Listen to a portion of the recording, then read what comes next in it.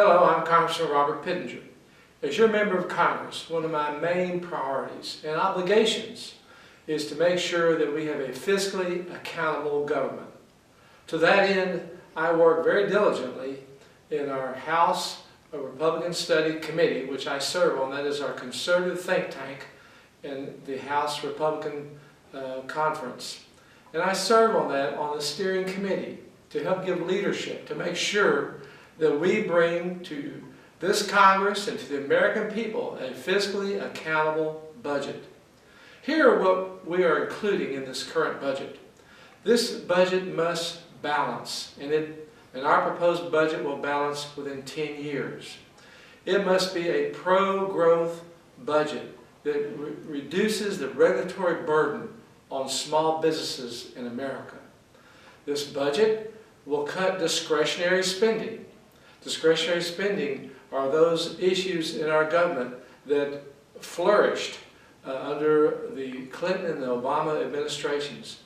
Today, the discretionary spending, however, only amounts to about 1/3 of our spending.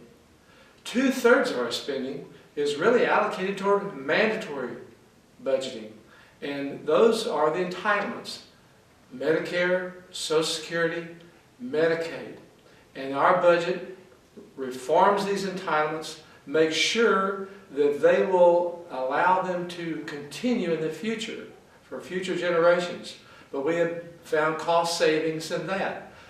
The amounts of money inside of this mandatory budget will increase by 2026 to 76% of our budget. They must be reformed if they're going to be sustained. Also, we must reform the tax code. The tax code is burdensome.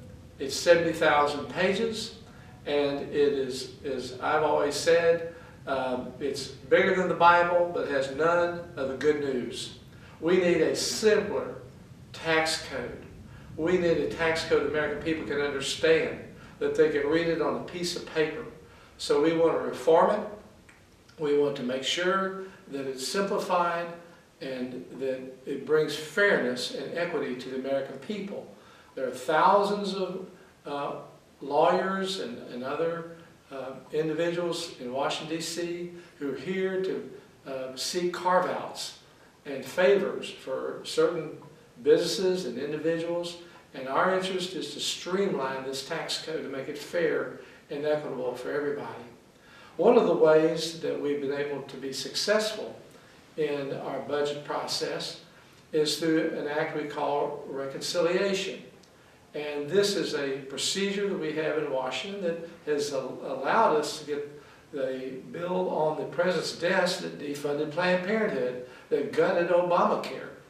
The President vetoed it, but nonetheless we were successful in getting it out of the House and in the Senate. We will use these same procedures in the House budget to make sure that the reforms that are necessary for the American people will be continued. And lastly, the element that is most important in this budget is our national security. We must secure this country.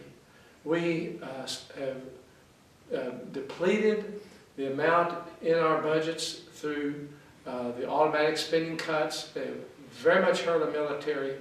We had to go back this last year, the omnibus, and shore up those differences. But our budget today that we're presenting will enable this military to fully secure this country in the future.